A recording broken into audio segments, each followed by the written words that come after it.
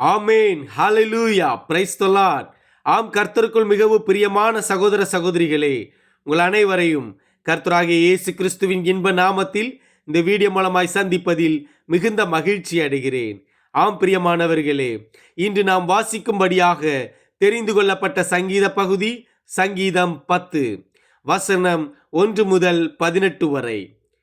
1ஆம் வசனம். கர்த்தாவே, ஏன் தூரத்தில் நிற்கிறீர்? ஆபத்து நேரிடுகிற சமயங்களில் நீர் ஏன் மறைந்திருக்கிறீர்? 2ஆம் வசனம். துன்மார்க்கன் தன் பெருமையினால் சிறுமைப்பட்டவனை கடூரமாய் துன்பப்படுத்துகிறான்.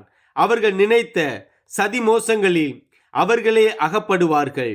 3ஆம் வசனம். துன்மார்க்கன் தன் உள்ளம் இச்சித்ததை பெற்றதினால் பெருமை பாராட்டி பொருளை அபகரித்து தன்னைத்தானே போற்றி கர்த்தரை அசட்டை பண்ணுகிறான். 4ஆம் வசனம். துன்மார்க்கன் தன் கர்வத்தினால் தேவனை தேடான். அவன் நினைவுகளெல்லாம் தேவன் இல்லை என்பதே. 5ஆம் வசனம். அவன் வழிகள் எப்போதும் கேடுள்ளவைகள்.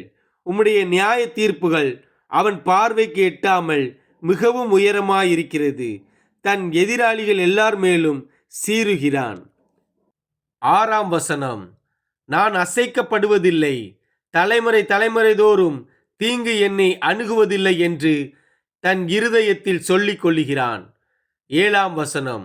அவன் வாய் சபிப்பினாலும் கபடத்தினாலும் கொடுமையினாலும் நிறைந்திருக்கிறது. அவன் நாவின் கீழ் தீவினையும் அக்கிரமமும் உண்டு. 8ஆம் வசனம். கிராமங்களின் ஒளிப்பிடங்களிலே பதிவிருந்து மறைவிடங்களிலே குற்றமற்றவனை கொல்லுகிறான். திக்கற்றவர்களை பிடிக்க அவன் கண்கள் நோக்கி கொண்டிருக்கிறது. 9ஆம் வசனம். தன் கெபியில் இருக்கிற சிங்கத்தைப் போல மறைவில் பதிவிருக்கிறான். ஏழையை பிடிக்க பதிவிருந்து ஏழையை தன் வலைக்குள் இழுத்து பிடித்துக் கொள்ளுகிறான்.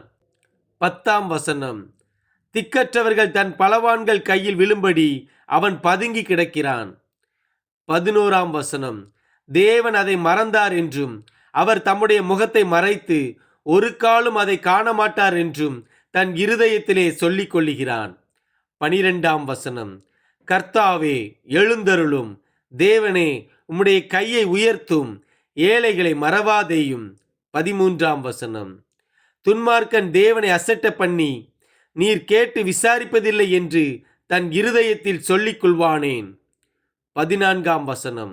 அதை பார்த்திருக்கிறீரே, உபத்திரவத்தையும் குரோதத்தையும் கவனித்திருக்கிறீரே, நீர் பதிலளிப்பீர். ஏழையானவன் தன்னை உமக்கு ஒப்புவிக்கிறான். திக்கற்ற பிள்ளைகளுக்கு சகாயர் நீரே.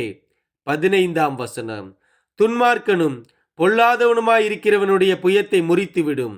அவனுடைய ஆகாமியம் காணாமற் போகுமட்டும் அதை தேடி விசாரியும். 16ஆம் வசனம்.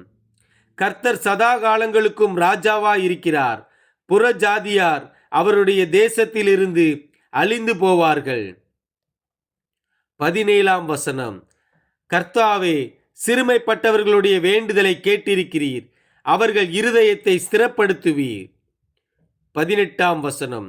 மண்ணான மனுஷன் இனி பலவந்தம் செய்ய தொடராதபடிக்கு தேவரீர் திக்கற்ற பிள்ளைகளுக்கும் ஒடுக்கப்பட்டவர்களுக்கும் நீதி செய்ய உம்முடைய செவிகளை சாய்த்து கேட்டருளுவீர். ஆமேன். ஹalleluya. God bless you all.